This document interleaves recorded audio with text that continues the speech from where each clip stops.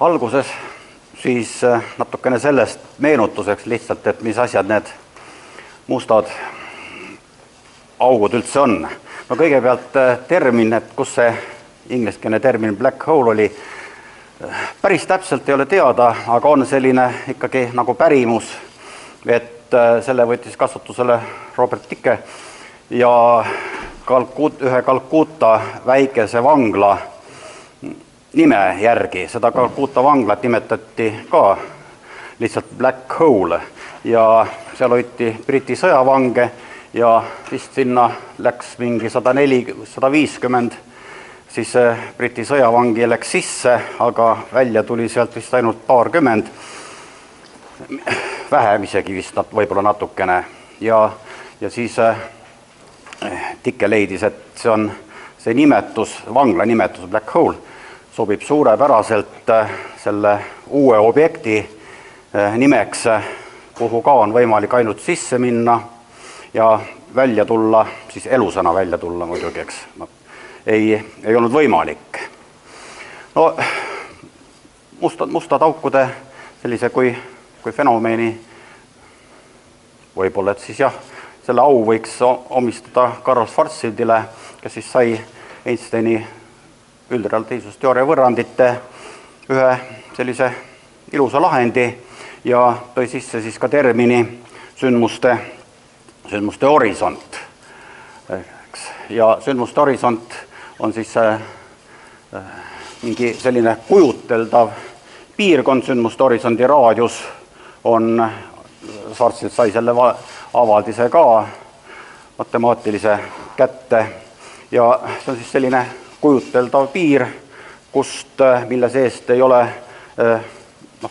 ka footonitele mitte millelgi ei ole võimalik välja tulla, selle tõttu seda nimetataksegi sündmuste horisondiks, et sinna sisse me lihtsalt ei näe. Kui arvutada selle valemi järgi, siis mis seal on see Schwarzschildi raadius päikese jaoks, siis päikese jaoks tuleb umbes 3 kilomeetrit see Schwarzschildi raadius. Nagu näete, massist on seal lineaarne sõltuvus. See tähendab seda, et me võimegi väga kergelt arvutada siis ükskõik millise massiga keha seda sündmuste horisondi või Schwarzschildi raadiust välja, kui mõõdame lihtsalt masse päikese ühikutes.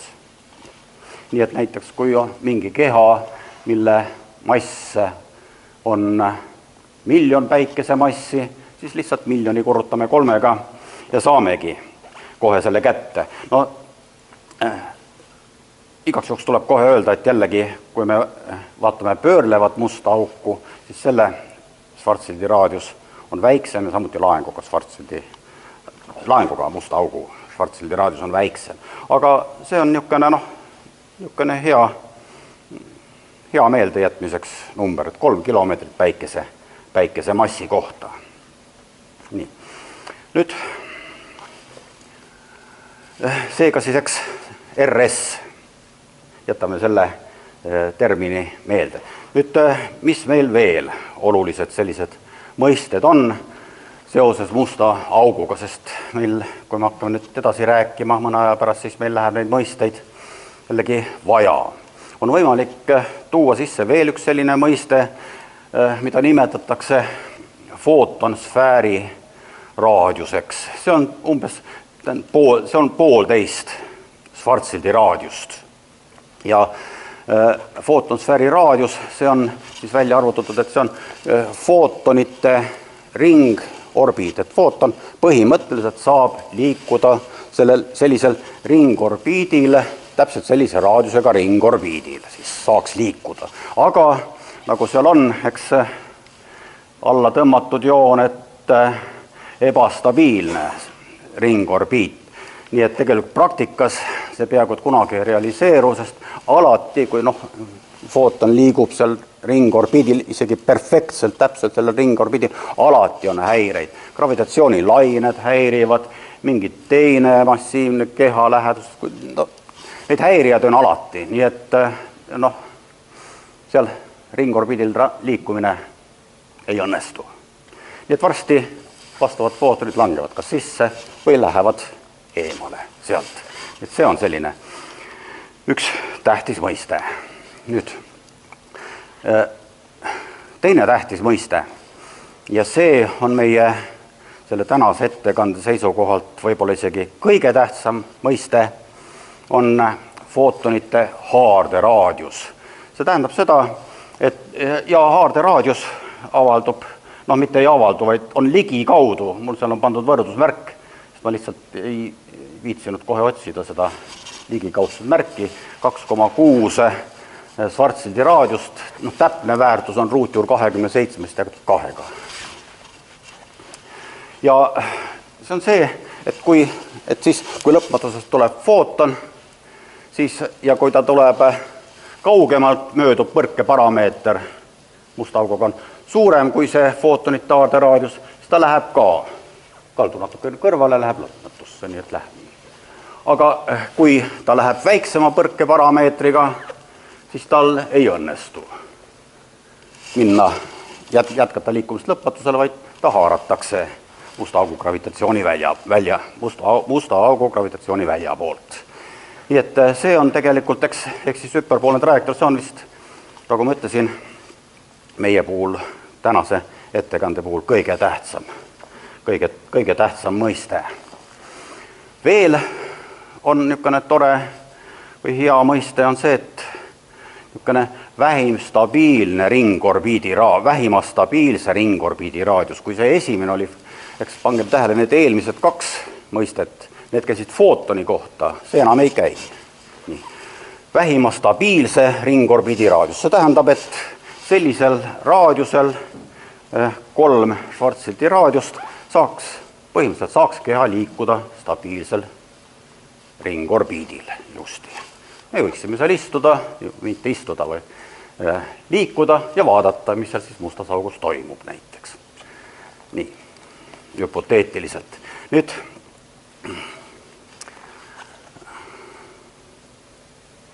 mõtte ära, ma tahtsin midagi veel öelda, ühe lause veel öelda, aga kui ma ütlesin juba eelmist lauset, siis läks see mõte läks meelest ära, nagu vähim stabiilne ringorbiit. Jah, võib-olla tuleb hiljem meelde. Niisiis, eks, see on siis natukene suurem selline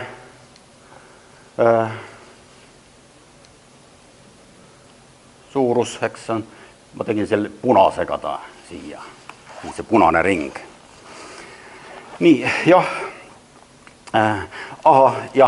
eks tegelikult kui võtame Newtoni mehaanika, siis Newtoni mehaanikas iseenesest sellist vähima stabiilse ringorbiidi mõistet tegelikult ei eksisteeri. Newtoni mehaanika kohaselt on võimalik, kui on punktmass, stabiilne ringorbiit nagu igal kaugusel. Aga üldrelatiivsusteooria paneb siin tegelikult olulise piirangu peale. Nüüd, eks iseenesest me võiksime seal siis istuda, meil on turvaline olla, seal stabiilne on ja võiksime musta auku siis vaadata, et siis mida ja kuidas me vaadata saaksime. Üldiselt musti auke me näeme selle tõttu, et neil on alati midagi ka ümber.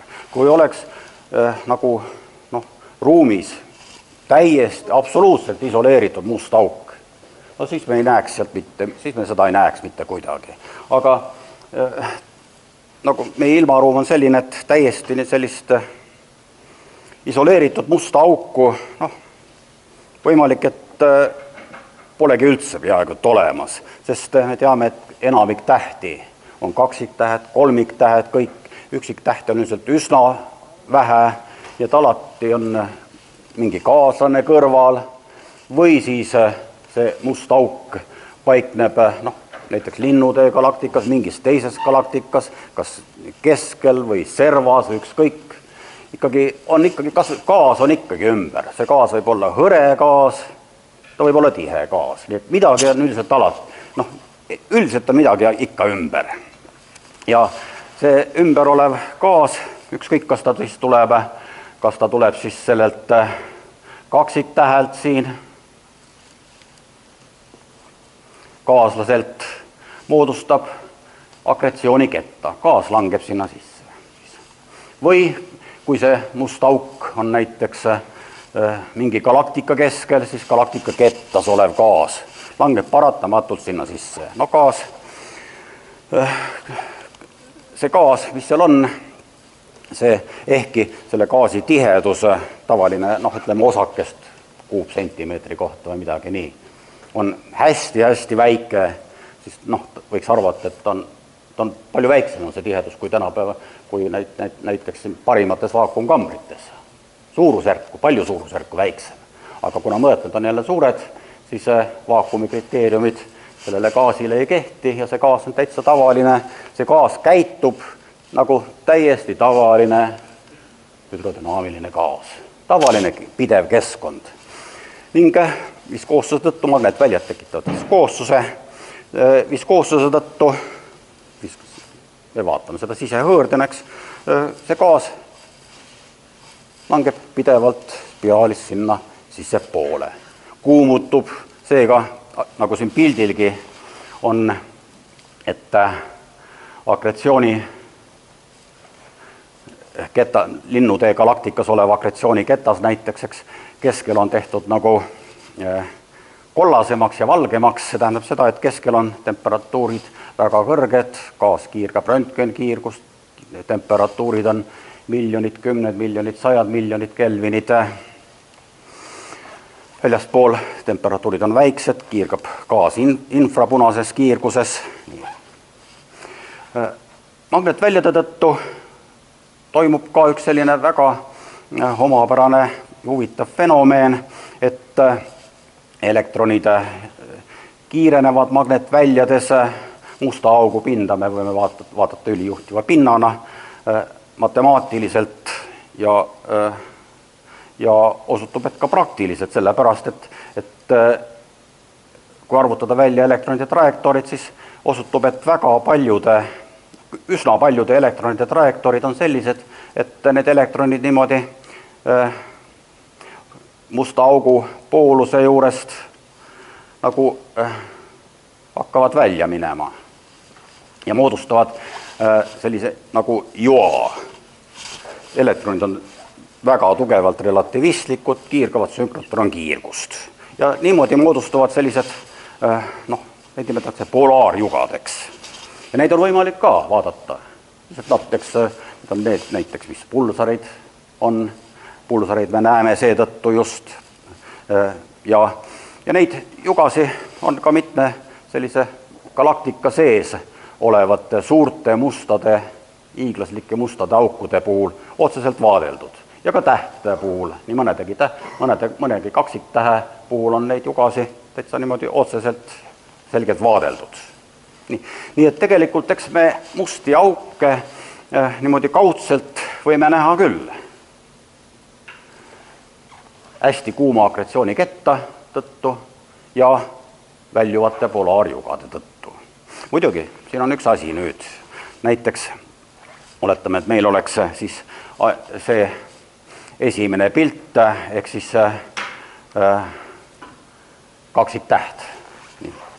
Tegelikult, kui võrrelda nüüd seda vaadeldavat fenomeeni, akretsiooniketast seal ümber ja väljuv juga, siis tegelikult mingit vahet ei ole sellel, kas on neutrontäht seal või on must auk. Mõlemad tekitavad täpselt samasuguse välise pildi. Ainuke võimalus on siis, et määrata, kuna on kaksiktäht, määrata massi ja siis saame kätte, et mass on liiga suur, üle 3 päikese mass on liiga suur neutrontähe jaoks ja neutrontäht ei saa olla lihtsalt. Peab olema must auk. Aga jah, selline väike ehku moment seal võib tulla välise pildi järgi. Nii et, jah. Nii, nüüd küsimuseks, et kui palju neid musti auke siis maailmas on. Ja vastus on väga lihtne, neid on palju, neid on hirmus palju tegelikult. Juba eelmisel slaidil oli niimoodi, et ma tõin välja nagu 2 sellist erinevat pilti, üks oli siis kaksiktäht ehk siis tähemassiga must auk ja teine on siis need suured mustad augud, mis on galaktikate keskel. No ligikaudu pikka aega arvati, et siis need tähemassiga mustad augud, need on massidega siis kuskil 3–20 päikesemassini. Ja sest et natuke suuremaid musti auke kui 20 päikesemassi arvati, et neid ei ole, sest neid on raske tekitada, nagu oli, arvati nii. Aga jällegi, gravitatsioonilainete avastamine meile üsna niimoodi selgelt tunnistas, et tegelikult on ka palju massiivsemaid musti auke, 50 päikesemassi, 60 päikesemassi, isegi vist 70 päikesemassi vabalt võivad olla need. Nii et tegelikult, kui suured on need tähemassiga mustad augud ülimalt, ega ei oskagi öelda, tuleb oodata jälle, kuni gravitatsioonilainetega neid üha rohkem ja rohkem detekteeritakse, siis vaadata, mis sealt välja tulevad. Nüüd galaktikate keskel olevad mustad augud, neid nimetatakse siis hiiglaslikeks mustadeks aukudeks, nende massid on, näiteks linnutee on suurusjärgus 1 000 000 päikesemassi, aga see kuulus galaktika hiidelliptiline galaktika M87, mille kohta see avastuski käis, seal on peaaegu 10 päikesemassi. Võimalik, et on veel massiivsemaid musti auke, ongi päris 10 ja võib-olla isegi mingi 2-3 korda 10. Nüüd väiksemaid, kas on ka alla 1 000 000 päikesemassiga musti auke galaktikate keskel? Seda on raske öelda, praegu otsest vaatluslikke kinnitust ei ole, aga küllap neid ikka on. Lihtsalt neid on raske nagu leida, sest vastavad, me eristame neid ümbritsevate tähtede liikumiste põhjal ja kui musta augu mass on nagu väiksem, oletame, et 10 000 päikesemassi, siis ka vastavad tähtede kiirused on väiksemad ja neid on lihtsalt raske leida, sest ega meie teleskoopide kiiruste, spektrograafide kiiruste lahutusvõime on ka, nii nagu ta on. Nii et päris selge ei ole see. See võib tuua näiteks, et see linnude keskel olev must auk, see Sagittarius A tärn, niimoodi teda tähistatakse. Selle mass 3,6 miljonit päikesemassi, mõned hinnangute järgi on ta ka tibakene võib-olla suurem, veidikene 3,8, 3,9, midagi nii. See on tegelikult väga hästi kindlaks määratud ja on jälgitud mitut tähte, mis selle musta augu ümber liiguvad, ilusti orbiite on jälgitud ja kõige lähem täht, üks, mis läheb sellele mustale augule väga lähedale, selle liikumise kiirus, seal on, vist oli vist 7800 kilomeetrit sekundis, mis on muidugi peaaegu 8000 kilomeetrit sekundis, see on hiiglaslik kiirus muidugi, eks. Nii et fantastiline. Nii et musti auke tegelikult on, eks, väga palju.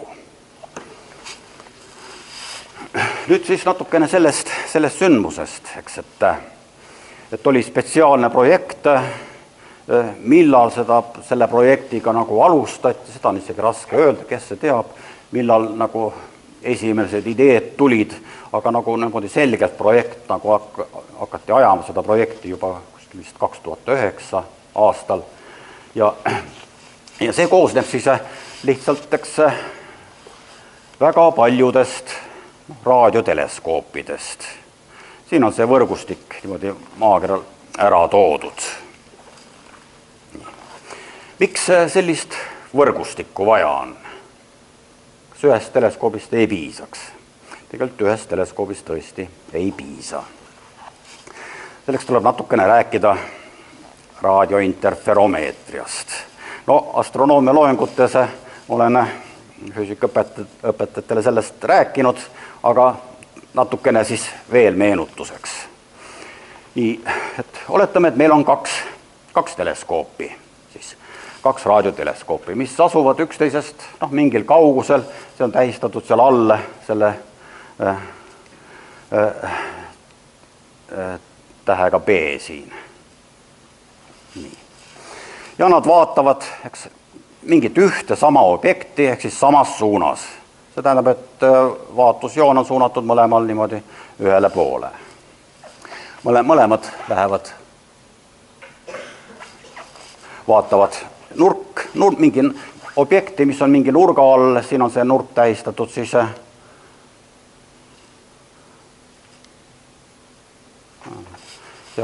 nurk on tähistatud siis tähega, see ei näita siin. On siin mingid paremad pointerit? Ei ole. No okei, ükskõik, tühja sest. Jah. Nii, eks nurk on roo seal siis. Nii. Ja kuna need teleskoobid on eks teatud baasjoonega B eristatud, siis eks loomulikult nende vahel on signaal, saabub neile veidikene erineval ajahetkel, eks see erinev ajahetk, ma ei tea, erinev ajahetk, see ajaline nihe on seal tähistatud tau, geo. Hiljem nendes valemites ma olen selle tau, geo jälle ära unustanud. No lihtsalt on võimalik, eks kirjutada välja, et see tau on siis B jagatud valguse kiirusega ja korda siis koosinus sellest nurgast. Nii. Nüüd võtame sellest tuletise, eks, sellest avaldisest ja avaldame roo. Eks. Kui võtame sellest avaldisest tuletise ja avaldame roo, siis aitäh. Ja. Avaldame sealt roo, siis me saame sellise seose. Noh, see nurk siin, see eriti palju ei muutu. Nii et me mingi konstant ja tau ja B oli see. Nii, ja kui nüüd seda seost vaadata, siis on kohe selge, et see nurga väikene muutus on, kui see B on hästi suur, siis nurga väikene muutus on väga väike, see tähendab, nurga muutus on tohutult tundlik selle muutusele, sest meil on vaja seda võimalikult väikeseks saada. See on nagu, tegelikult intuitiivselt võime öelda, et see seondub lahutusvõimega, teleskoobi lahutusvõimega, nurga väikest muutust. Nii, seega, eks nurklahutus, ehk siis tinglikult see D-roo on hirmus tundlik selle tau suhtes siis, kui B on hästi suur. Ehk siis kaks teleskoopi on tohutu kaugel üksteisest. Nii, see tähendab ongi, meil on vajalik siis võtta raadioteleskoopide võrgustik, panna need üksteisest võimalikult kaugele ja teoreetiliselt piisaks 2 teleskoobist. Aga jällegi, kuna tegelikkus on keerukam, registreeritakse interferentspilt ja kõik ja siis see, parem on kasutada mitut teleskoopi, mille see baasjoon on ka veel natukene erinev. Ja siis ongi, kogu maakera siis on aetud neid teleskoope täis, nagu sellel üle-eelmisel pildil oli, eks. Maakera on teleskoope täis aetud igal pool ja kõige suurem baasjoon on peaaegu 11 000 kilomeetrit. Ega seda suuremaks enam eriti teha ei anna. Mõõtmised toimusid laine pikkusel 1,3 millimeetrit. 1,3 millimeetrit, see on 230 gigahertsi, 230, see on ligikaudu, eks, vastavate võnkumiste periood on siis kuskil 10 miinus 12, 10 miinus 11 sekundit. See tähendab seda, et meil seda ajalist siin niheteks on vaja mõõta maru täpselt. Teleskoobid kõik erinevates maailmapunktides mõõdavad seda signaali, nii koguvad, kellad peavad olema kõikides teleskoopide juures ülitäpselt sünkroniseeritud, niimoodi, et oleks võimalik tõesti eristada seda, et näiteks ühe teleskoobi juures mingi konkreetne lainefront on täpselt seesama lainefront, mis teise teleskoobi juures veidikene hiljem registreeritakse. Need lainefrontid tuleb panna täpselt vastavusse. Me teame, et see on just seesama lainefront, mitte viis lainet edasi. Selleks on see siis kellade ülitäpne sünkroniseerimine vajalik. Aga seda tööd on võimalik ikkagi siis ära teha. Nii. Siin on Siin mul on kirjutatud ka, et on vaja lainefrondid vastavusse viia veel. Muidugi teleskoobid peavad olema väga head, sest jällegi, eks 1,3 millimeetrit, öeldakse, et selleks, et teleskoop ilusat signaali koguks ühte punkti ilusti fookusesse ja ta ei oleks hägune, selleks peab teleskoobi pinna täpsus olema 1/20, noh ligi kaudu niimoodi, 1/20 laine pikkusest, astronoomia on väga nõudlik teadus. Nii, mis tähendab, eks, et tegelikult näiteks see 30 meetri see läbimõõduga sakslaste teleskoop Hispaanias, eks 30 meetrit, aga see pind peab olema ikka päris täpselt tehtud. Nii et tehniliselt see asi ei ole sugugi nii väga lihtne. Nüüd, aga ikkagi see asi tehti ära ja mõeldi, et millist objekti võiks vaadata. Oli 2 kandidaati põhiliselt. Üks oli siis meie enda linnude keskel olev Sagittarius ja teine oli siis galaktika M87 keskel olev must auk. Nende ligikaudsed massid olid nagu enne muudest andmetest enam-vähem teada. Nii. No, linnutee keskkoht päikesest on umbes 2000 korda lähemal kui see galaktika M87, aga jällegi, eks see M87 must auk on 1500 korda massiivsem, seega tegelikult nurk läbimõõt eriti vahet ei ole.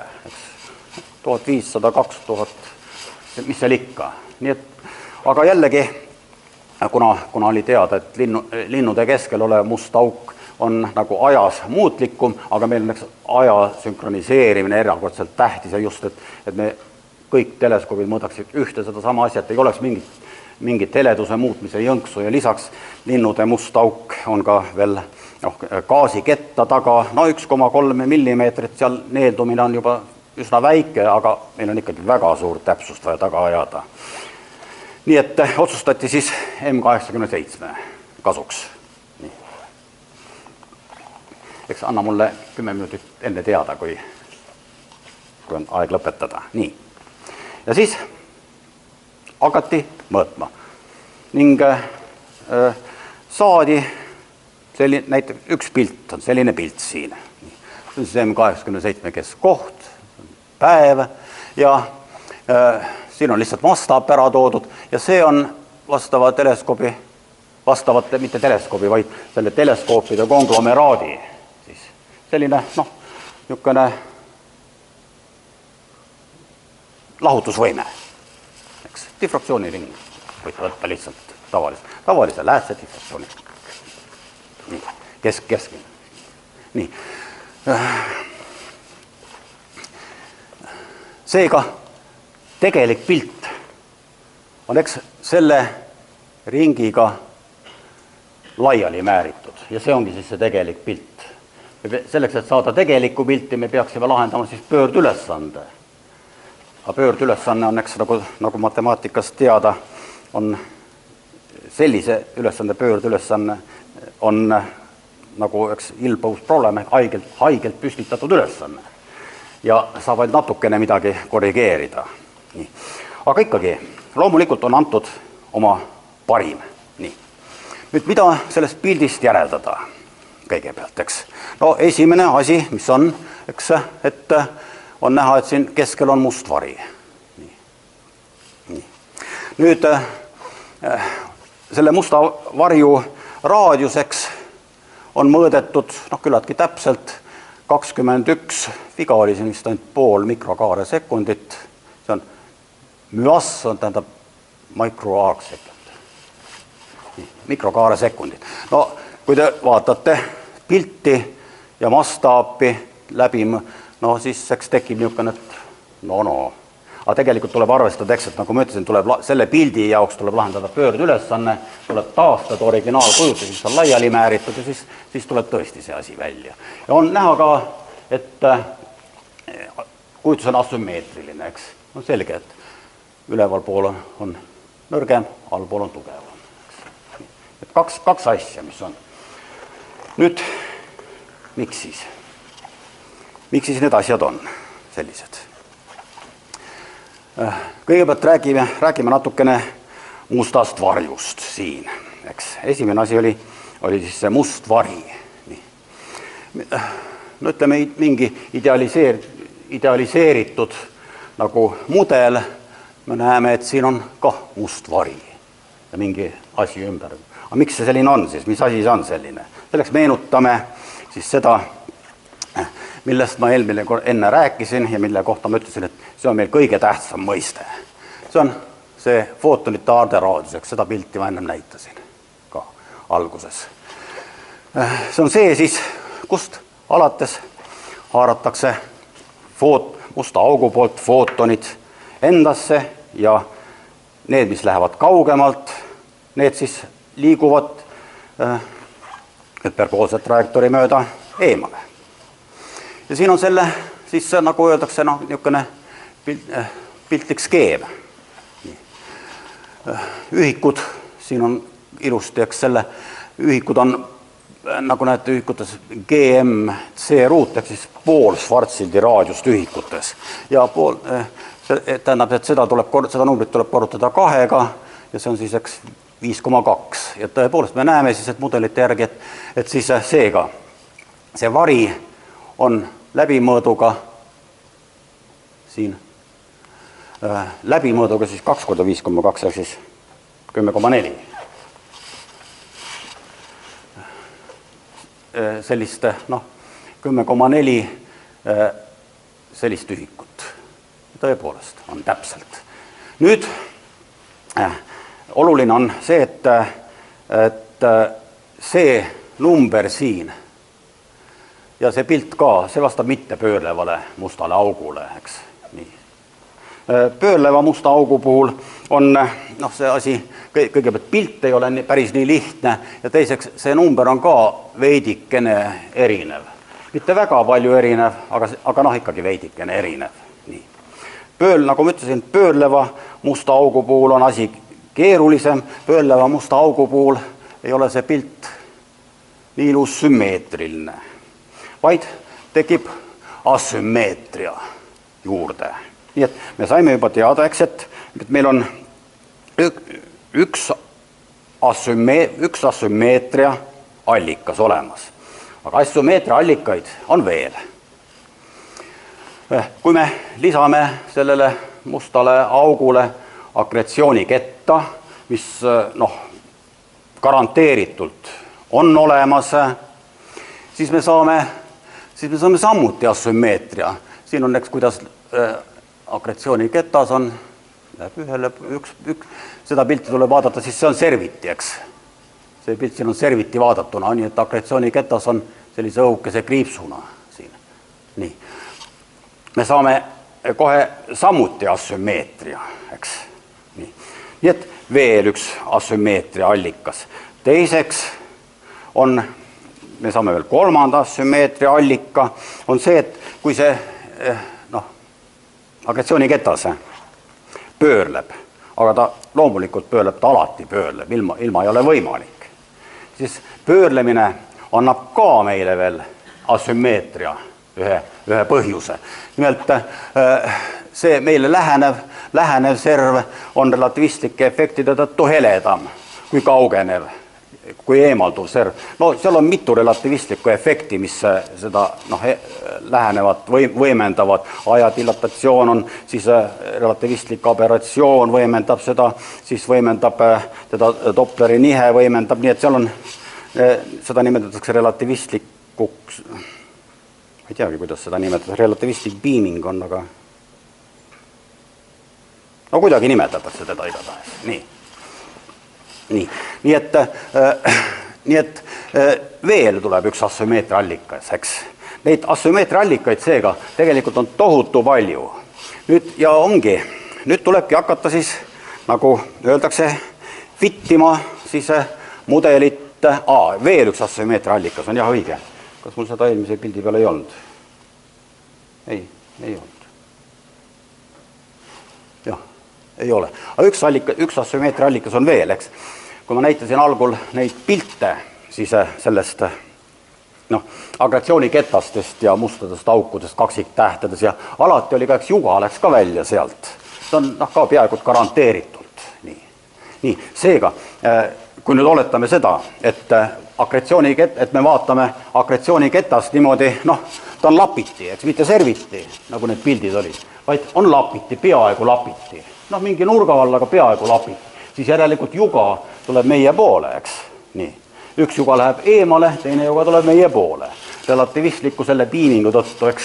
Jällegi see, mis läheb meist eemale, see on tunduvalt nõrgem, see, mis tuleb meie poole, see on tunduvalt üles võimendatud, see on tunduvalt heledam. Ja kui ta tuleb meie poole niimoodi, täpselt niimoodi mingi ilusa nurga all just, niimoodi, siin see pilt ei ole väga iseloomulik, ta tuleb ilusa nurga all, siis, ja satub just siia näiteks, siis see on veel 4. asümmeetria tekkimise võimalus, eks. Seega me näeme, et tegelikult neid asümmeetria kujutise heleduse jaotuse, selle ringi asümmeetria jaotuse võimalus on nii palju, et tegelikult ime on, et kuidas üldse saaks sümmeetrist tekitada, eks.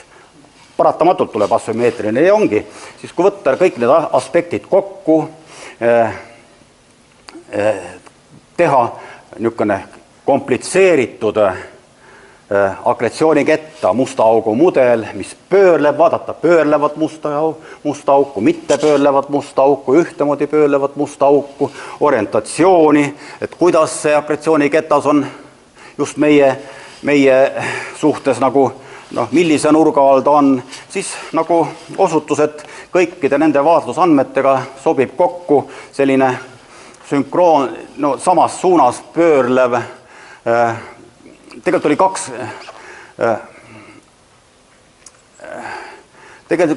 oli kaks mudelit, mis sobivad kokku selle vaatustega. Üks on üleval kujutatud, teine on all kujutatud. Need nurgad, siis vaatenurgad, mis on ühel puhul, siin alumise puhul, kui I on väiksem 90 kraadi, see on nurk, selle joa nurk vaatejoone suhtes. Oli 17, parim fit oli 17 kraadi, teine, mis on ülemine, mis on tegelikult täpselt sama sisuliselt, see oli 173. Nad mõlemad sobivad päris hästi nagu kokku tegelikult, nii et praegu väga, väga selgelt eristada neid kahte siiski ei saa. Nii. Eks see nüüd võibki küsida, et avastati siis musta auguvari, eks, nagu seda nimetatakse pressiteadetes. Nii. Leiti, et midagi leiti ja ja siis, mis siis sellest? Tegelikult jah,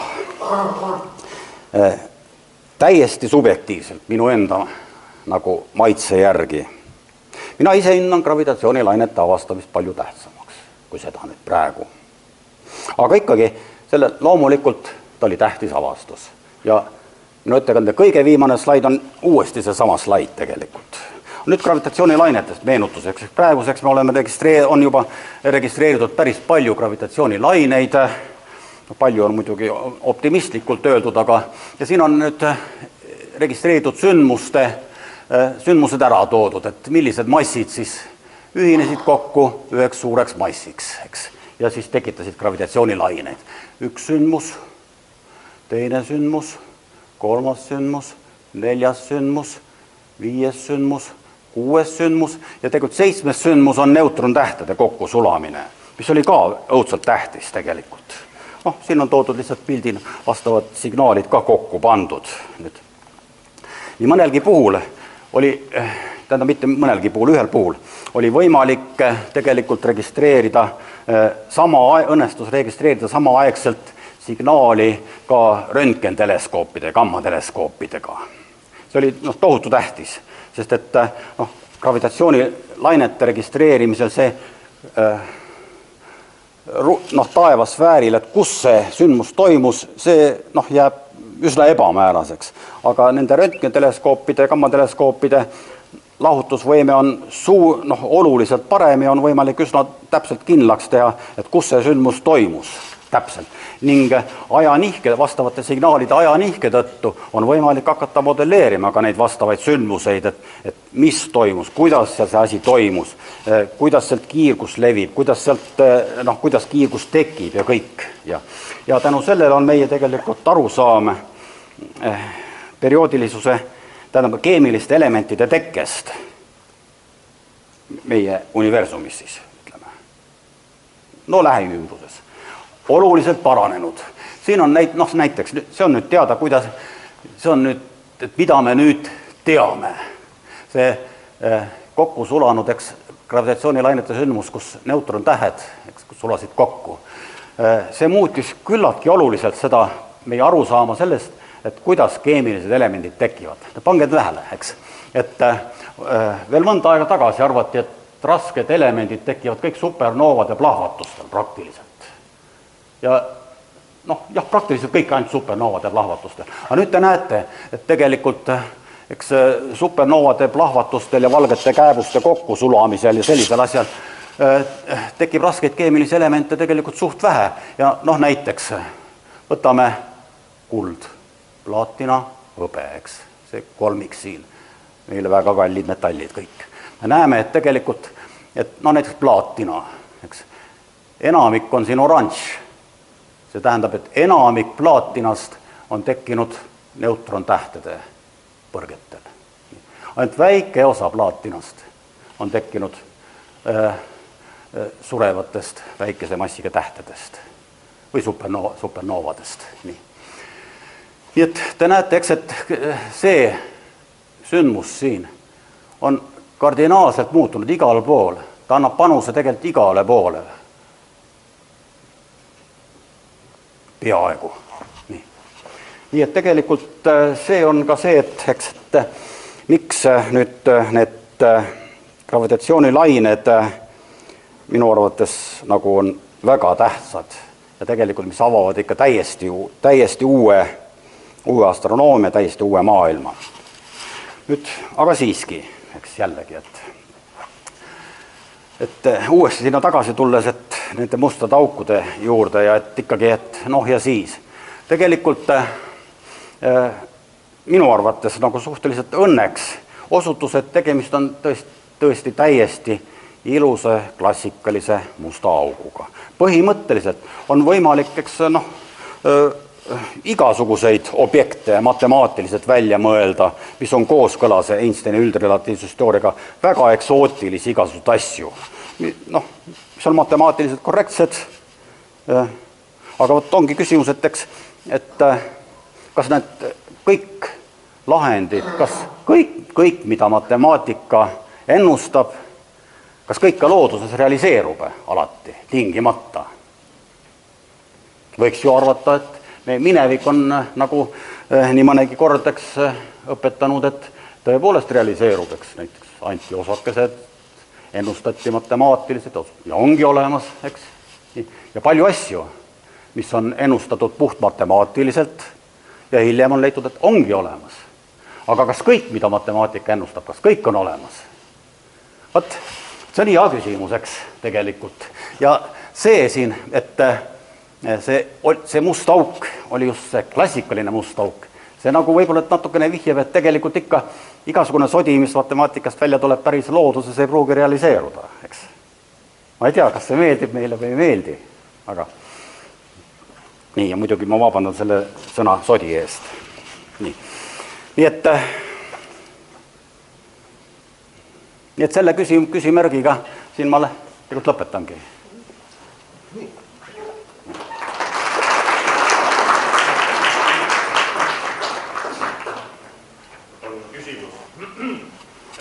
Pilt ehk, mis ta oli 1,2 millimeetrit? 1,3, jah. 1,3 ehk siis raadiolaine vahemik. Pilt on meil nähtava valgusega. Ei, see on pilt, see pilt ei ole nähtava valgusega, ta on lihtsalt raadiokiirguse heledus on lihtsalt kodeeritud tavalistes värvides, RGB värvides lihtsalt. Jah, tegelikult on raadiokiirgus. Ja lihtsalt, et heledam, intensiivsem kiirgus, see vastab lihtsalt heledamale toonile selle kodeeringuga. Põnev oleks, et autorite käest veel küsides, et kuskilt, mis te valisid just jah, oleks võinud tõesti olla sinine või ma ei tea. Aga millegi pärast on tavaks niimoodi, et punane, kollane, valge ja selline tumepunane. Kas te, võib-olla te ei taha spekuleerida selle teemal, aga kui harvad need gravitatsioonilainete sündmused siis universumis on need tavapärased või toimub neid iga päeva tagant, kuu tagant? Reaalselt, tegelikult reaalselt neid toimub kindlasti väga-väga sageli. Ma ütlen, et kas või see, et kui ma lehvitan kätt siin, see genereerib ka ju gravitatsioonilained. Ainult, et muidugi nad on, eks need on täiesti detekteerimatud, aga põhimõtteliselt ikka. Ja seetõttu see pilt tegelikult, mida ma näitasin, et millise massiga objekte on olemas, eks. No see on loomulikult subjektiivne pilt, sest lihtsalt need mustad augud kõik on väga massiivsed, sest vastav gravitatsiooni lainete signaal peab olema piisavalt intensiivne selleks, et me saadaksime registreerida ta, sest esialgu see gravitatsioonilainete detektor, jah, teleskoop ta ei saa nimetada. Detektor on ikkagi üsna niisugune tagasihoidlik, aga kui 2034 praeguste kavade järgi läheb üles Euroopa Kosmoseagentuuri satelliit LISA, siis selle tundlikkus muidugi on võrratult suurem, selle spektraalne lahutus on ka võrratult parem, nii et sellega hakatakse tõenäoliselt registreerima ikkagi gravitatsioonilaineid väga palju. Ja kui palju neid mustade aukude ühinemisi on, no neid peab olema, sellepärast, et kuidagi kas või need galaktikate keskel olevad hiiglaslikud mustad augud peavad olema tekkinud, nad on tekkinud väiksemate mustade aukude kokku sulamisel. Ja kõik need asjad tekitavad gravitatsioonilaineid muidugi. Nii et raske on vastata, neid peab olema palju. Nii et selles mõttes lootuse, et kui see tohutu kallis satelliit LISA üles läheb, et ta ka hästi palju sündmusi registreerib, on ikka päris suur. Et sealt tuleb midagi, et see miljard või 1,23 miljardit, mis sinna läheb, et see ei lähe tühja.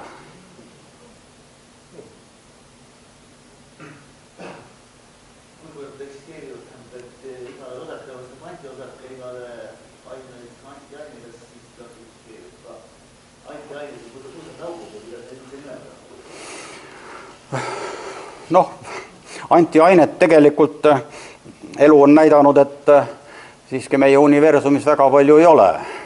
Nii et ma ei oska öelda, kas võiks olla sellist nii kontsentreeritud antiaine niisugust kohta või ega praeguste mudelite järgi ta eriti, praeguse galaktikate tähtede tekke niisuguse stsenaariumis seda eriti sisse ei mahu. Nii et ta peaks olema, see on küllaltki selline eksootiline niisugune teooria. Teoreetiliselt võiks olla, aga praktikas ikkagi arvestades seda, et kuidas tähed ja praegune universum ja kõike on kujunenud, ma hästi ei kujuta ette, kuidas neid üksikuid harvaid antiosakesi niimoodi kokku kontsentreerida. Kas võiks olla mingi põhjus, mis sunniks musti auke väiksemateks lagunema? Ja praegu ei ole.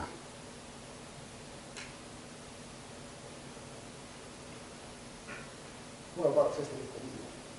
Et kui sa selle gravitatsiooni... Aurumine, eks on, mis neid niimoodi, Hawkingi aurumine, aga et laguneks ei tea küll midagi.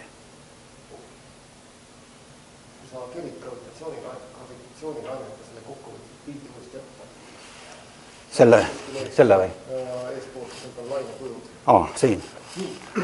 Kas sa lihtne küsimus, et kuidas seda enne lugeda, et sellises teises sündmuses, kuidas see kust tekkis? Et mis asi tekkis? Kuld. Tähendab, jah. Ma ei tea, mis juhtus. Siin on nagu ees. Restart tekkis vist. Midagi. Aha, ei. Väga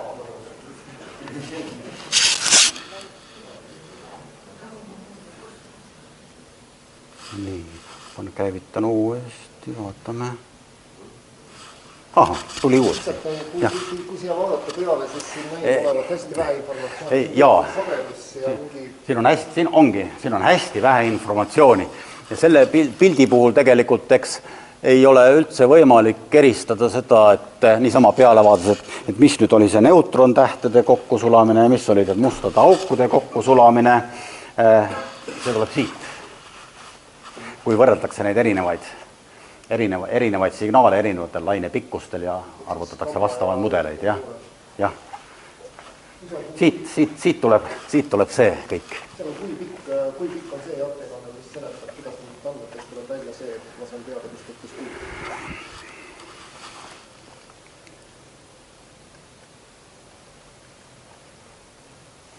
Tegelikult ma ei oska öelda. Siis on ikka pikemat sorti järele? Jah, see on ikkagi pikemat sorti, tuleb ikkagi vastavaid slaide koguda kokku ja mõelda ka, et